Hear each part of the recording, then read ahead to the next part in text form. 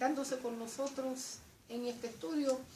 Hoy, en la semana que yo siempre digo, hoy, la semana que viene, el año que viene, de que 5 años, cuando sea, hermano, en el milenio, si es que todavía estamos aquí, usted lo quiere ver, pues entonces lo miran.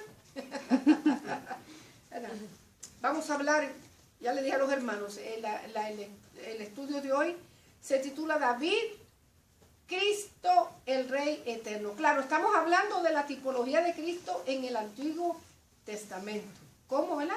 Ciertos personajes o ciertas personas del Antiguo Testamento eran la sombra o el tipo de lo que Cristo iba a venir a hacer en el Nuevo Testamento. Y estamos leyendo en primer libro de Samuel del 16 del 1 al 13, y luego nos vamos al segundo libro de Samuel, capítulo 5, del 1 al 5. Va a ser nuestra lectura. El pensamiento central dice: David recibió promesas de un reino perdurable, y Cristo es el más honorable representante de este reino eterno.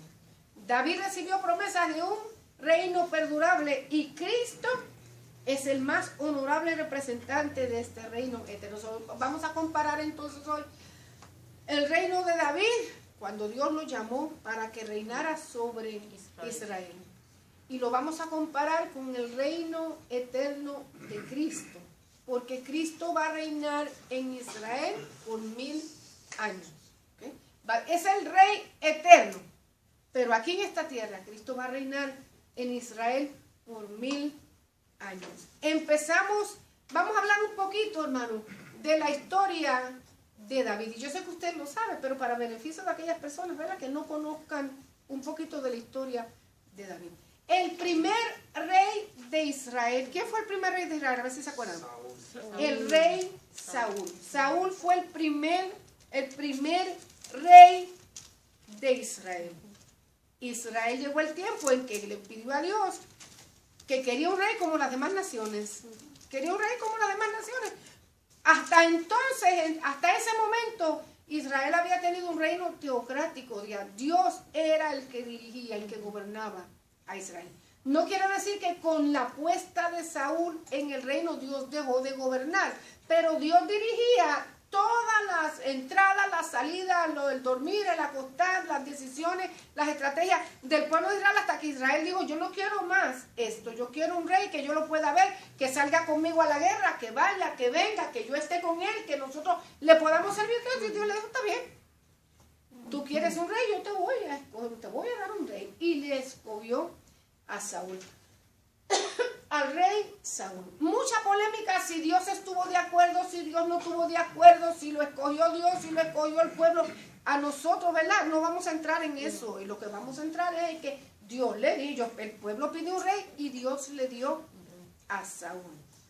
Que Saúl hasta ese momento había sido un muchacho tímido, un muchacho modesto, un muchacho, ¿verdad?, que no se daba a conocer al pueblo. Todavía nosotros miramos la escritura que el día de la gobernación se fue a esconder. El día que lo iban a coronar, el día de la coronación. El día de la coronación como rey, tuvieron que ir a buscarlo por allá porque estaba escondido donde estaban los animales, allá donde estaba el pasto de los animales. Por allá estaba escondido y allá lo fueron a traer, porque hasta ese momento pues no pareciera que no había sido una persona, una figura pública, ¿verdad? Hasta tímido, sencillo, pero le tocó. Lo que sí que era un hombre guapo. Y dice la Biblia que era más alto que esto, así que yo me imagino más alto. No quiere decir que los israelitas tampoco medían 8 pies de grande, ¿verdad? No eran gigantes, pero dice la Biblia que era de buen parecer, era guapo, era alto.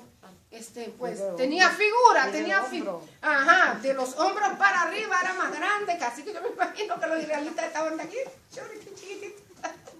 de los hombros para arriba era más alto que ninguno. Digno representante, o sea, tenía figura monárquica. Lo que no tenía era corazón monárquico. Como nosotros. ¿Ah? Como nosotros. Como nosotros. Como los hermanos aquí, dice, alto como ellos, dicen ellos, alto como ellos. Okay. Lo que no tenía era un corazón conforme al corazón de Dios, hermano. No hizo más que subir al trono y empezar a hacer cosas en desacuerdo con la voluntad del Señor. Lamentablemente, cuando una persona es llamada por Dios para un trabajo en específico, lo primero que Dios exige y demanda es ¿qué? Obediencia. Es obediencia, porque lo que Dios, la persona que Dios delega un ministerio, sencillamente es un siervo del Señor, es un instrumento que Dios va a usar, pero Dios sigue gobernando, Dios sigue dirigiendo, Dios sigue dando órdenes y estrategias. Entonces Dios le permitió a Saúl gobernar, pero también fue una lección para el pueblo, porque cuando Samuel dio el discurso, le dijo, este rey va a ser hasta aguadores de tus hijos, lo que nunca hicieron. Van a tener que servirle, van a tener que trabajar duro para él, le va a decir, y le abrió el libro, pero aún así el pueblo dijo, no importa, yo lo quiero como rey. No, queremos rey. Mira a ver si cuando la gente se empecina, hermano, a veces hay que dejarlo. Vamos entonces a ir, en el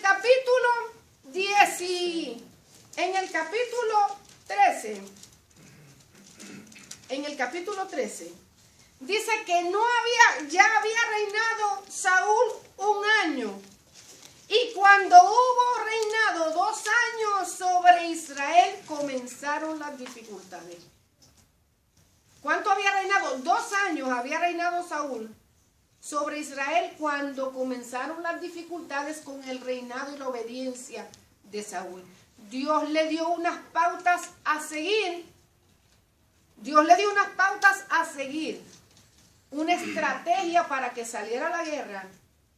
Y Dios le dio ciertas pautas. Tienes que esperar a que venga Samuel para que presenten el sacrificio y luego entonces se van a lanzar a la guerra. ¿Verdad que sí?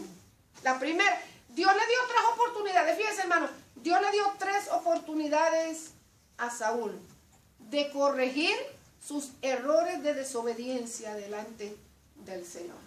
¿Okay? 3 oportunidades, y las 3 oportunidades las falló.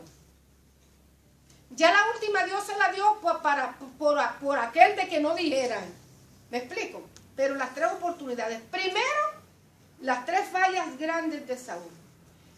Ofreció un sacrificio ilícito. A él no le correspondía ofrecer sacrificios en el altar de Jehová. Sino ¿a quién?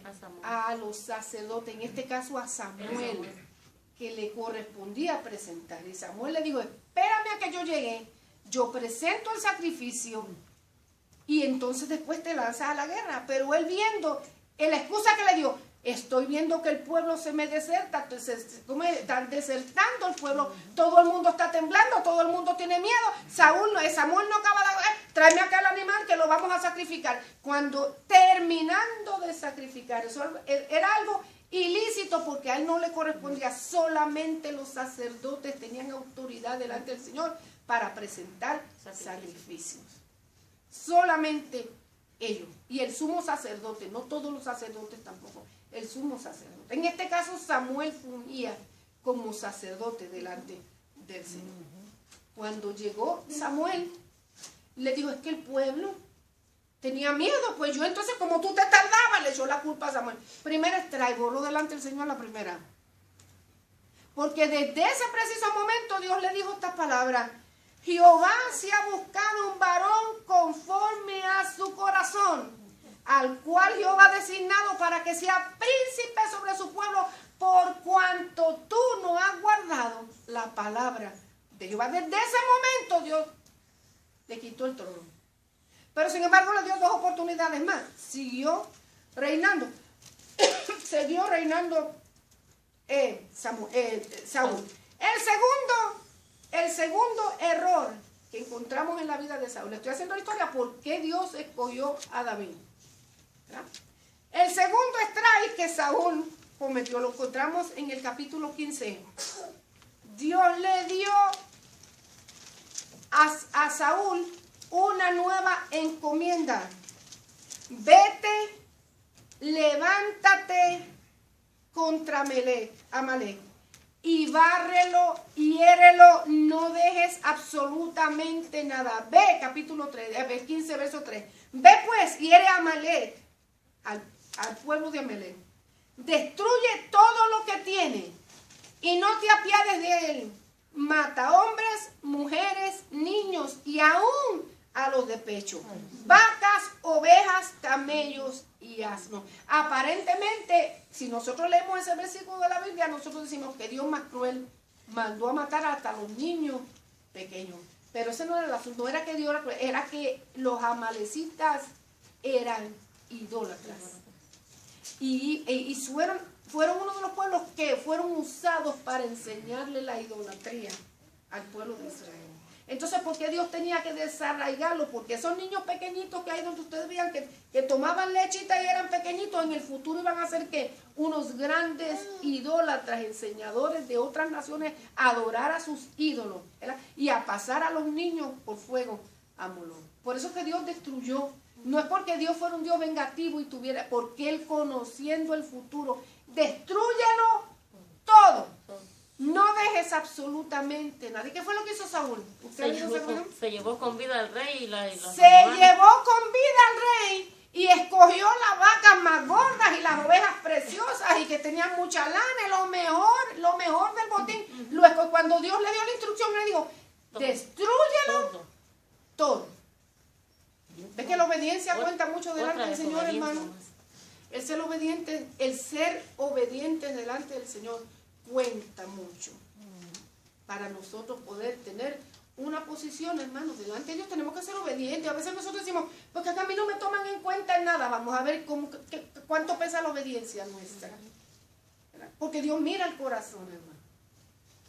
Cuando llegó Saúl, nosotros hicimos, es que nomás vio que se enfilaba Saúl para acá y Samuel para acá, le salió al paso. Hicimos como Dios me dijo. ¿Y las vacas qué? Sí. Hicimos todo lo que Dios me dijo. Ah, las vacas que tú oyes no fui yo, fue el pueblo.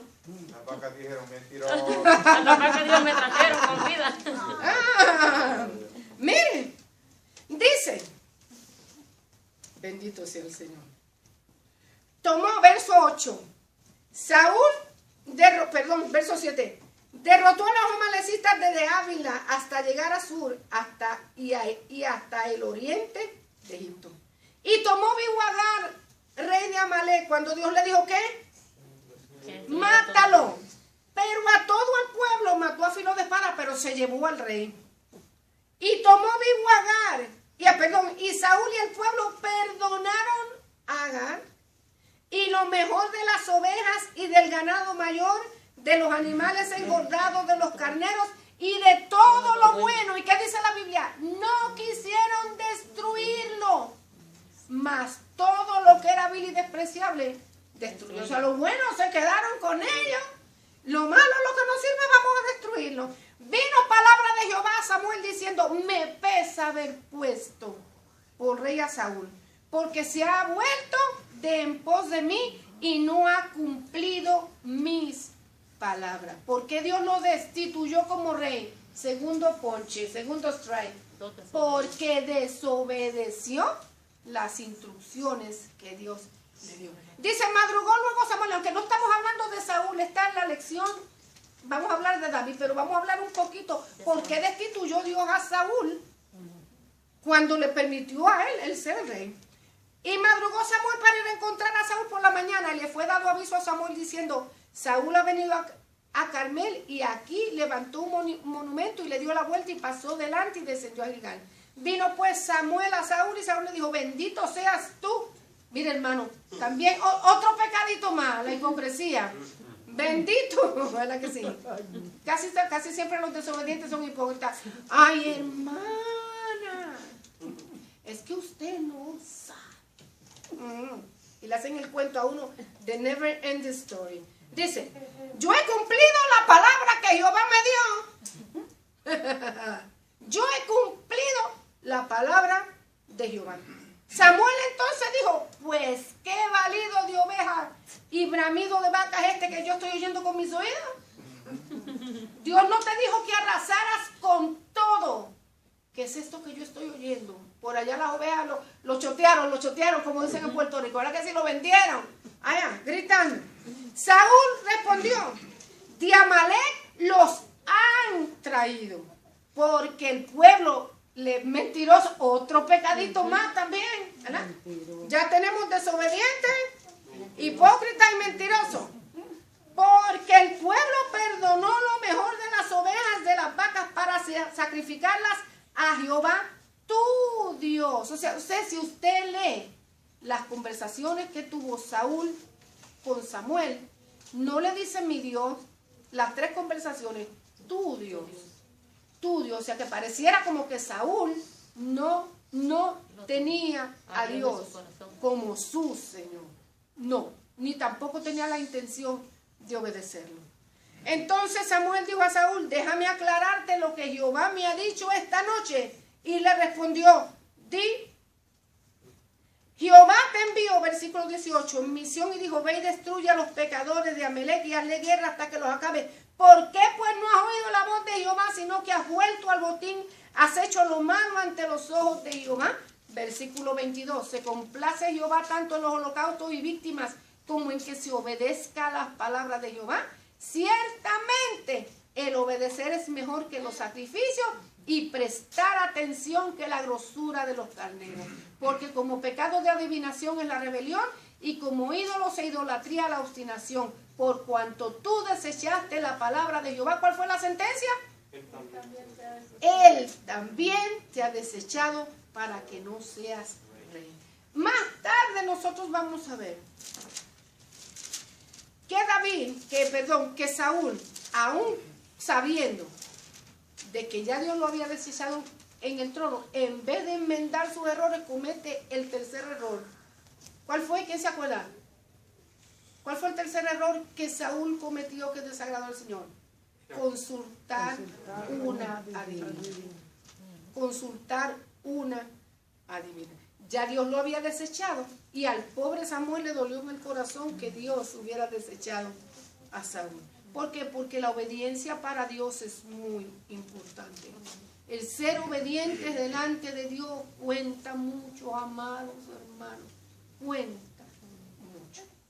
Entonces, dice, porque como pecado de adivinación es la rebelión y como ídolos e idolatría la obstinación. Y cuando nosotros nos rebelamos y nos obstinamos, estamos practicando como si fuera que un pecado de idolatría delante del Señor. Ya desechado, dice, me gusta, bueno, no es que me gusta, pero miren lo que le pasó a Agag. Dice, verso 31. Volvió Samuel tras Saúl y adoró Saúl a Jehová porque le dijo, por lo menos hónrame delante del pueblo por última vez. No vaya a ser que la gente vaya a decir que ya tú me dejaste de la mano. Por lo menos ve conmigo para que la gente vea que tú por última vez me estás acompañando. Dijo Samuel, tráeme a Agag, rey de Amalec. Y Agag vino a él alegremente, porque dijo Agag, ciertamente ya pasó la amargura de la muerte. El rey de Amalec vino para acá pensando, no, si me salvé de campana. Samuel dijo, como tu espada dejó a las mujeres sin hijo, así tu madre será sin hijo entre las mujeres. Entonces Samuel cortó en pedazos a Agag delante de Jehová en Gilgal. Se fue luego Samuel a Ramá, donde vivía. Y Saúl subió a su casa en Gabá de Saúl. Y nunca después vio Samuel a Saúl en toda su vida. No volvió, fue la última vez que Samuel y Saúl tuvieron una conversación. Pero fíjese la actitud de Samuel, porque a pesar de todo Samuel lo amaba. Samuel lloraba a Saúl y Jehová se arrepentía de haber puesto a Saúl por rey sobre Israel. Pero como Dios tiene un tiempo para todo, Dios tiene un tiempo para todo, es la primera lección que va a aprender. Y es necesario que sus siervos puedan entenderlo cabalmente. Dios nunca ni se va a adelantar ni se va a atrasar a sus planes. Dios tiene un tiempo específico para todo. Y en ese tiempo Él va a obrar. ¿Qué es lo que nos corresponde a los siervos del Señor? Entender cabalmente lo que Dios quiere a su debido tiempo. Él escogió a David luego de la caída de Saúl y envió a Samuel a ungirlo como rey. David sería la provisión y el agente de Dios. Saúl fue el rey de ¿quién? Del pueblo. David sería el rey de ¿quién? Escogido por Dios. Escogido por Dios. ¿Para qué? Para gobernar a su pueblo y para llevar sus propósitos adelante. Verso 16, aquí estamos, primer libro de Samuel. Dijo Jehová a Samuel: ¿hasta cuándo llorarás a Saúl, habiéndolo yo desechado para que no reine sobre Israel? Llena tu cuerno de aceite y ven, y te enviaré a Isaí de Belén, porque de sus hijos, ¿qué dice? Me he provisto rey. Aquel fue el rey del pueblo, este va a ser mi rey, el que yo me he provisto. Y Samuel le dijo: ¿cómo iré? Si Saúl lo supiera, me mataría. Y Jehová respondió: toma contigo una becerra de la vacada y di: a ofrecer sacrificios a Jehová he venido. Y llama a Isaí al sacrificio, y yo te enseñaré lo que has de hacer. Y me ungirás al que yo te dijere. Y en eso Samuel era bien obediente. Samuel hacía lo que Dios le decía. Lo único que en esta vez dijo: yo voy a ir, pero ¿con qué excusa? Porque si Saúl se entera de que yo estoy aquí ungiendo a otro rey en lugar de él, me va a mandar a matar. No, si es que Dios tiene todo bajo control. Fíjese que Dios no lo mandó a mentir. Dios no lo mandó a mentir. Dios le dijo: dile a lo que vas a sacrificar sacrificios a mí. Porque eso también fue así. Y en ese sacrificio tú vas a buscarte a Isaí y lo vas a invitar al sacrificio, porque de sus hijos, es que Dios tiene todo bajo control. Dios tiene bajo control. Dios tiene bajo control. Dice: hizo pues Samuel como Jehová le dijo. Y luego que él llegó a Belén, los ancianos de la ciudad salieron a recibirle con miedo. Y dijeron: es pacífica tu venida. ¿Por qué usted piensa que ellos tenían miedo, hermano? Porque la Biblia dice que Dios nunca dejó una sola palabra de Samuel caer al piso.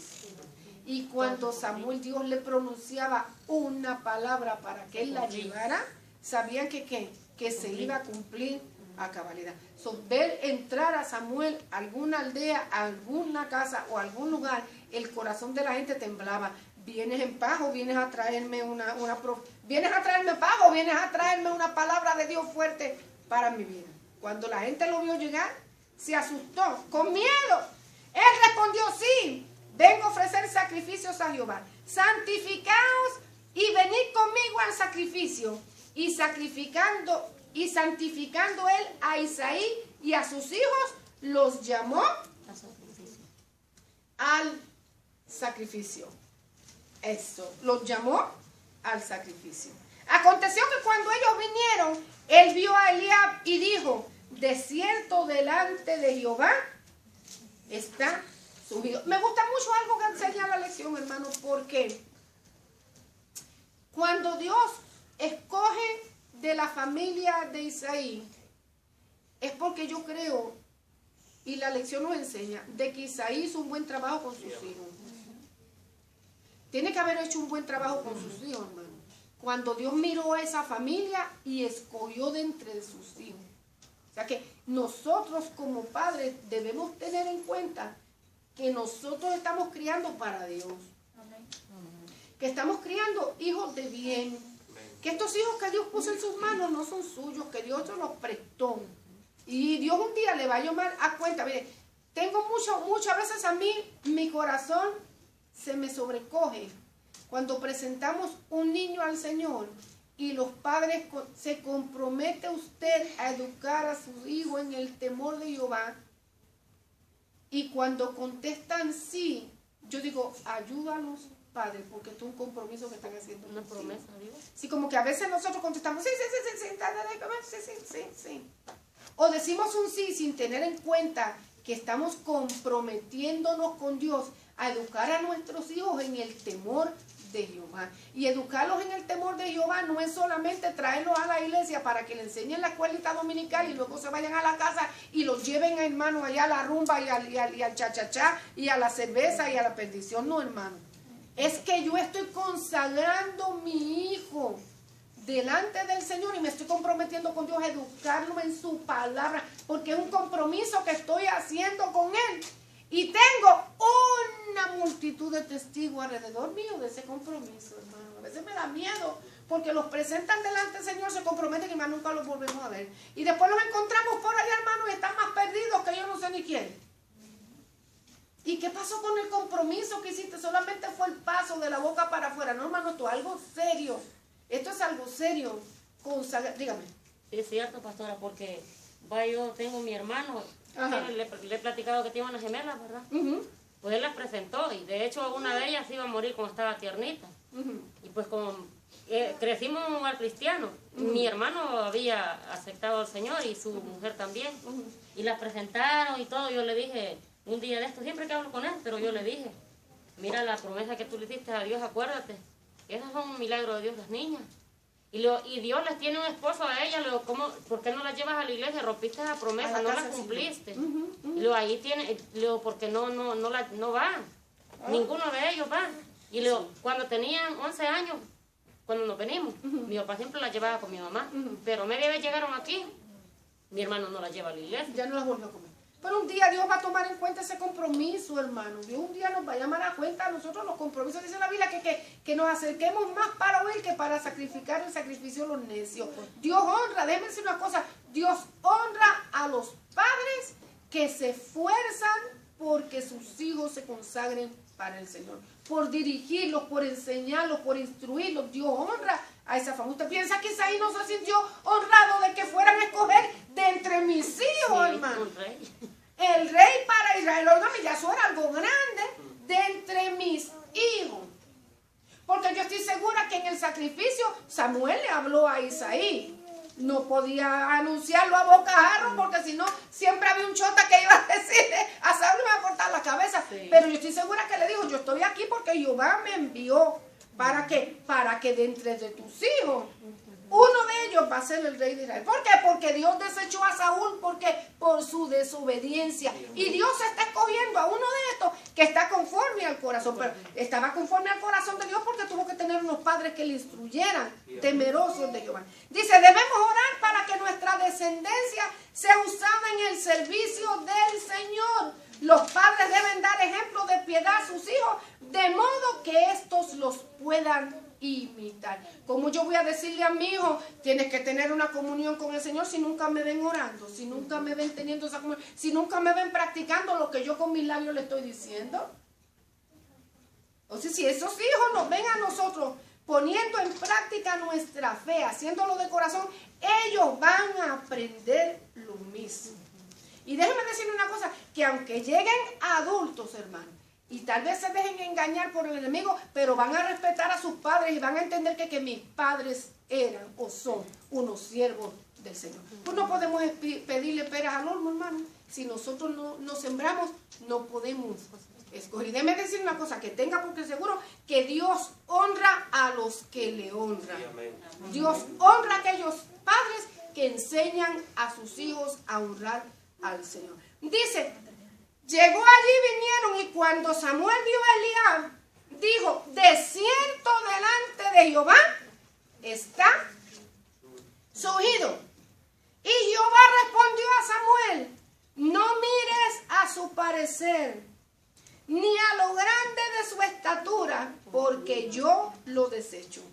Porque Jehová no mira lo que mira el hombre, pues el hombre mira lo que está delante de él, pero Jehová mira el corazón. Yo me imagino que Eliab era un hombre fornido, que era alto, que era bien parecido, que tenía, ¿verdad? Una imagen así, así, ¿cómo? Como Saúl. ¿Cómo qué? Como Saúl. Más o menos así. Sí, una figura imponente. Y dijo, este es. Aparte que tal vez era el mayor, dijo, este es. Dios dijo, no. No te fijes en lo grande, ni su parecer, ni en lo grande de su estatura. Porque Jehová no mira lo que mira el hombre. Ahora, déjame decirle una cosa. De este verso también se agarra mucha gente para hacer lo que ellos les da la gana dentro de la casa del Señor. Es que Dios mira mi corazón. No, nuestro corazón tiene que estar a tono con el corazón de Dios. Sí, porque mucha gente dentro de la casa del Señor que usa la libertad para practicar el libertinaje. Y eso no puede ser dentro de la casa del Señor, hermano. Porque dice, no es lo que Dios es, no. Dios mira el corazón, pero mira las actitudes de mi corazón también. Y las actitudes de nuestro corazón dictaminan, hermano, si nosotros estamos cerca de Dios o no estamos cerca de Él. ¿Vio? Porque lo de adentro se expresa afuera también. Se expresa afuera también. Dios mira lo que está en el corazón. Entonces llamó Isaí a Aminadab y lo hizo pasar de delante de Samuel, el cual dijo: tampoco a este ha escogido Jehová. Luego hizo pasar Isaí a Sama y le dijo: tampoco a este ha elegido Jehová. E hizo pasar Isaí, ¿cuántos hijos suyos? 7 hijos suyos delante de Samuel. Pero Samuel dijo a Isaí: Jehová no ha elegido a ninguno de estos. Entonces dijo Samuel a Isaí: ¿son todos estos tus hijos? ¿Se habrá equivocado Dios en traerme aquí? Nada, Dios sabía que lo había llevado allí. ¿Son todos estos tus hijos? Porque aquí me mandó el Señor. Qué tremendo, ¿verdad, hermano? Cuando Dios habla. Qué lindo cuando los siervos de Dios dejan que Dios les dé directrices para hacer las cosas, hermano. ¿Verdad que sí? Porque Dios, la gente piensa que no, Dios todavía llama por nombre y apellido, hermano. Dios todavía llama por nombre y apellido. Sí, sí lo hace. Lo hacía antes, lo hace hoy y lo seguirá haciendo porque Dios es el mío. Dios me envió aquí. Dios no se pudo haber equivocado. Me dijo que viniera a casa de Isaí y que le presentara y le dijera: ¿son todos estos tus muchachos? Y él le respondió: queda aún el menor que apacienta las ovejas. Y dijo Samuel a Isaí: envía por él, porque no nos sentaremos a la mesa hasta que él venga aquí. Los siervos del Señor deben confiar que cuando es Dios quien los llama al servicio, tendrán el apoyo divino en el desarrollo de su labor. El éxito del obrero cristiano está determinado porque el Espíritu Santo está sobre él. Lo respaldará en las batallas y le dará poder en el desempeño de sus funciones. Ahí estaba el rey escogido conforme al corazón de Dios. Dice: envió pues por él y le hizo entrar. Y entró el muchachito. ¿Y cómo era? Era rubio, hermoso de ojos y de buen parecer. Es que el muchachito no era feo. Pero no es porque Dios no escoja fea. No nos vayamos a sentir mal. No es porque Dios no escoja todos somos hermosos. No, es que la Biblia dice. Es que la Biblia dice, hermano. Ahora me dice: ay, ahora no me llama a mí porque no soy rubio, no tengo ojos azules y no soy de buen parecer. Ahora Dios no me va a coger. No, hermano, estas son las características que dice la Biblia. Rubio, hermoso de ojos y de buen parecer. Entonces Jehová dijo: levántate y úngelo, porque este es. ¿Qué características vio Dios en el corazón de David? ¿O qué cualidades vería Dios en David que lo diferenciaban de sus hermanos? A ver. La humildad. Humildad, ¿qué más? ¿Qué características usted piensa que Dios miró en él que los demás hermanos no tenían? El corazón de David, la mansedumbre. La mansedumbre del corazón, la humildad, ¿qué más? ¿Qué otra cosa usted piensa que Dios vio en el corazón de David? No había arrogancia. Porque era conforme al corazón de Dios. Entonces, ¿cómo? La obediencia también, me imagino, de andar cuidando los animales y los otros en la casa. Obediencia a sus padres. ¿Qué dijiste tú? No, hermano Abraham fue que habló. Ah, hermano Abraham fue. ¿Qué No usted? no era arrogante. No había arrogancia en él, sencillez, ¿verdad? Sencillez, humildad. ¿Qué otra cosa? Amor a Dios, consagración al Señor. ¿Sabe? Para saber las cualidades del corazón de David tenemos que ver las cualidades del corazón de Dios. Amor, misericordia, ¿qué más? Bondad, obediencia a la vida de David. O sea, todas esas cosas impactaron el corazón de Dios. Digo, este hombre es conforme a mi corazón. Ese es el que yo necesito. ¿Usted piensa que Dios no está mirando las cualidades de nuestro corazón, hermano? Si somos obedientes, si somos sencillos, si somos mansos, si somos humildes, si somos amorosos, si somos entregados, si somos responsables, hermano. Si somos porque David era un muchachito responsable, estaba cuidando las ovejas de su padre. Aun cuando lo enviaron, los muchachos grandes se fueron a la guerra y su padre lo envió, no dijo, no hombre, voy allá que me van a dar 2 tiros, me van a cortar la cabeza de un solo flechazo. No, él fue obediente. Su padre lo enviaba y esas cosas cuentan delante del Señor, hermano. Entrega, consagración, con qué dedicación yo hago las cosas en la casa del Señor. ¿Con qué entrega yo lo hago? ¿Vio? Esas cosas Dios las toma en cuenta, hermano, para ponernos a nosotros en un lugar de ¿qué? En un lugar de gloria, en un lugar, hermano, de altura. Los siervos del Señor deben confiar que cuando es Dios quien los llama al servicio, tienen el apoyo divino en el desarrollo de su labor. Dijo Jehová entonces, levántate y úngelo, porque este es. Y David tenía más o menos alrededor de 15 años. Cuando recibió la primera unción. ¿Cuántas veces David fue ungido? 3 veces. 3 veces. Lo ungió Samuel, lo ungieron cuando lo hicieron rey de Judá y lo volvieron a ungir cuando lo hicieron rey de Hebrón. Cuando ya lo hicieron rey de Israel. Porque al principio él no gobernó sobre las 12 tribus de Israel.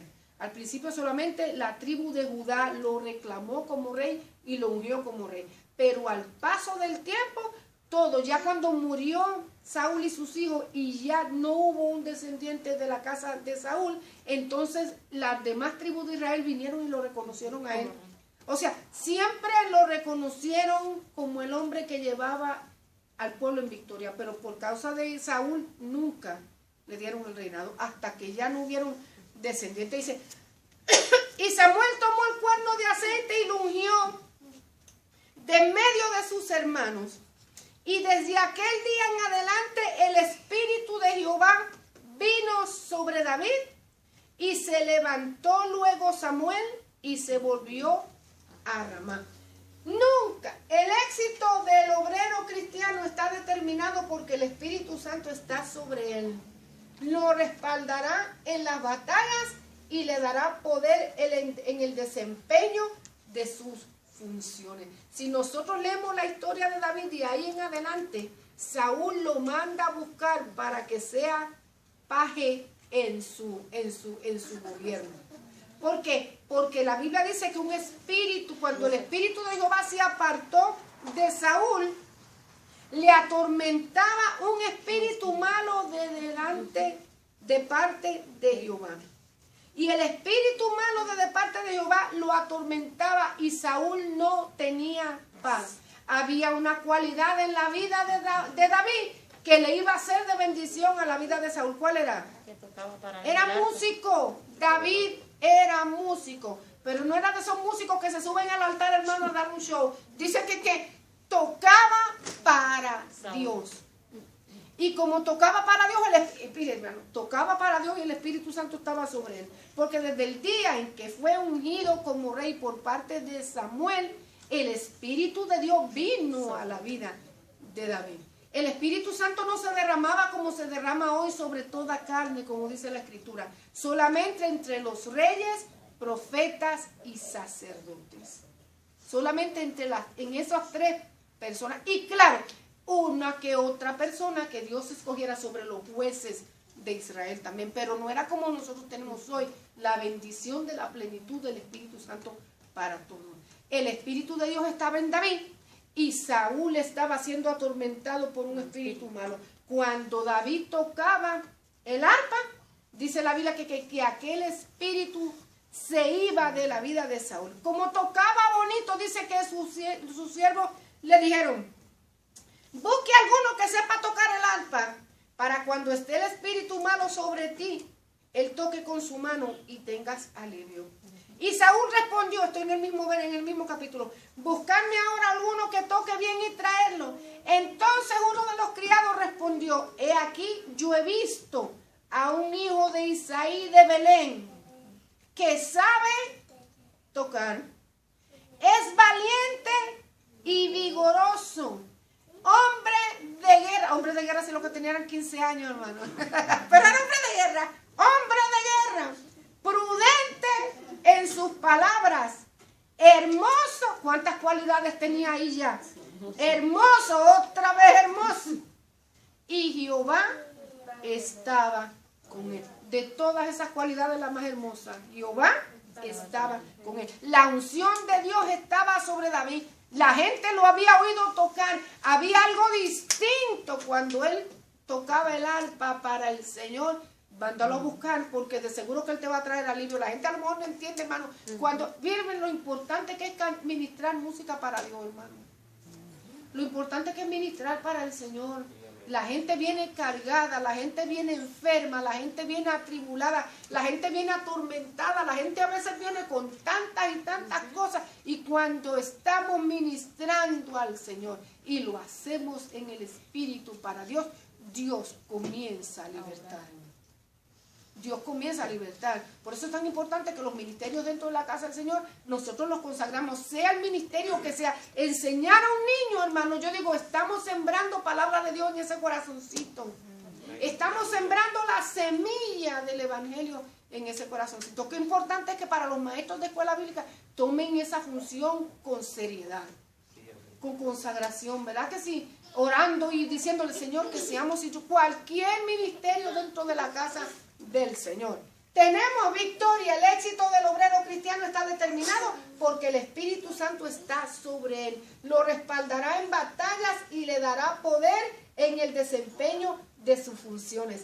El entrenamiento divino al ministerio comienza mucho antes de ejercer públicamente el llamado. ¿Cuándo comenzó el ministerio de David? ¿Cuándo comenzó? Antes, vamos a ver. El entrenamiento divino. El entrenamiento de David. Corrijo la palabra. ¿Cuándo empezó el entrenamiento divino en la vida de David? Cuando fue a la casa de Saúl. ¿Cuándo fue a la casa de Saúl? A tocar el arpa. Cuando fue a la casa de Saúl a tocar el arpa. ¿Cuándo usted piensa que empezó el entrenamiento divino al ministerio? Desde su primera unción. Desde el momento en que David comenzó a tener una relación con el Señor. Porque desde antes que fuera ungido, ya él se iba al monte a cantarle a Dios con el arpa.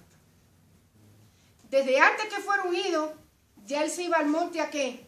A cantarle al Señor con el arpa, a ministrarle a Jehová. Si usted ve los salmos, muchos de los salmos fueron escritos por David. Hablan de sus experiencias.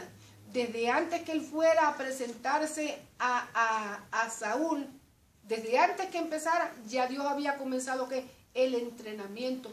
Cuando llegó allá a la guerra a presentarse para pelear con Goliat, ¿qué le dijo? Muchachito, pero si tú eres un niño, no, yo el niño nada. Yo el niño, pero yo soy valiente, le dijo. Fíjate que cuando venían los osos y a comerse las ovejas de mi papá, ¿qué yo hacía? Yo no le tenía miedo, les caía, miren, los mataba y libraba. Que ahí yo veo un oso y sale una patita de polvorosa, hermano. Con toda unción, con todo el ministerio, patita de polvorosa. Yo salía a defender, fuera oso, fuera león, yo tu siervo lo hacía y liberaba. O sea que era un hombre guapo. Guapo en el sentido de ¿cómo es? Valiente, es lo que quiero decir. Un hombre valiente, un niño. Sí, valiente. Ya el entrenamiento había comenzado desde allá, desde el cuidado de las ovejas de su papá. Porque más tarde, ¿quién iba a ser David? El apacentador del pueblo de Dios. Iba a ser ¿qué? Pastor de las ovejas. Fíjense que aunque la semana que viene vamos a hablar, ya no va a dar tiempo. David fue ungido para cumplir 3 funciones. Aunque la Biblia no menciona a David como sacerdote como tal, como un sacerdote como tal, pero en Segunda de Samuel capítulo 6 nosotros podemos ver que David ministraba sacrificios delante de Jehová. Entonces, de cierta manera, aunque no estaba ministrando dentro del templo, de cierta manera él sacrificaba sacrificios para Jehová. Por eso es que algunos teólogos lo consideran que fue sacerdote, fue profeta porque habló profecía de parte del Señor, fue rey de Israel y también sacerdote de Jehová. aunque no de la misma manera que fueron los sacerdotes en el templo. Jesús tampoco fue de los mismos sacerdotes que estaban ministrando en el templo. Jesús fue un sacerdote, el sacerdote de Jesús, sacerdocio, perdón, de Jesús fue distinto, La semana que viene vamos a mirar esa tabla. Terminemos aquí. Desde el entrenamiento divino del ministerio comienza desde mucho antes de ejercer públicamente el llamado. Por tanto, debemos ser esforzados en el área donde servimos ahora y a su debido tiempo podremos ser promovidos a una posición de servicio de mayor rango. El entrenamiento de David empezó desde que él era niño allá en el monte, a cuidar las ovejas, a desarrollar la valentía en él. ¿Por qué? Porque David va a ser un hombre de guerra. Entonces, desde pequeño ya Dios lo iba entrenando que en el oficio que más adelante iba a desarrollar. Hoy te vas a enfrentar a un león, hoy te vas a enfrentar a un oso, mañana te vas a enfrentar a un ejército completo. Y él salía y entraba. Fíjese que cuando ya David entró de lleno a trabajar a la casa de Saúl, él era el que comandaba los ejércitos, entraba con ellos y salía, y lo lindo era que los llevaba a la guerra y los traía con victoria, hermano.